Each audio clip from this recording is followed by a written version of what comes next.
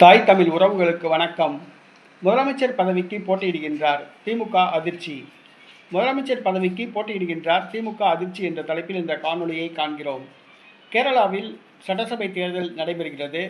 10 ஆண்டுகளாக ஆளும் கட்சியாக இருக்கிற மார்க்சிஸ்ட் கம்யூனிஸ்ட் தலைமையிலான கூட்டணி படுதோல்வியை சந்திக்கிறது என கருத்து கணிப்புகள் தெரிவிக்கிறது. 10 ஆண்டுகளாக எதிர்க்கட்சியாக உள்ள காங்கிரஸ் ஆட்சி அமைக்கிறது. காங்கிரஸ் அமோக வெற்றி பெறுகிறது என கருத்து கணிப்புகள் தெரிவிக்கிறது. வருகிற சட்டசபை தேர்தலில் எதிர்க்கட்சி வரிசையில் இருக்கும் காங்கிரஸ் ஆட்சியை பிடிக்கிறது. தற்பொழுது காங்கிரஸ் கட்சிக்குள்ளேயே முதலமைச்சர் பதவிக்கு யார் என்ற போட்டி ஏற்பட்டுள்ளது. ஏனென்று சொன்னால் 10 ஆண்டு காலம் காங்கிரஸ் கட்சி எதிர்க்கட்சியாக உள்ளது. அதில் கேரள காங்கிரஸ் முன்னாள் தலைவர் ரமேஷ் சென்னிதாலா மற்றும் சதீசன் இருவருக்கும் இடையே கடுமையான போட்டி உள்ளது.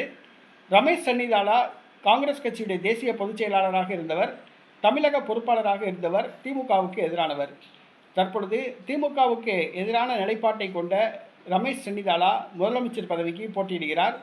சதீசன் என்பவரும் போட்டியிடுகிறார். அதுபோக சசி தரூரும் போட்டியில் இருப்பதாக கூறப்படுகிறது. தற்பொழுது கேரளாவில் தேர்தல் முடிந்துள்ளது. ஆனால் அதற்குள் முதலமைச்சர் பதவியை பிடிக்க கடுமையான போட்டி ஏற்பட்டுள்ளது. இது காங்கிரஸ் தொண்டர்கள் மத்தியில் அதிர்ச்சியை ஏற்படுத்தியுள்ளது.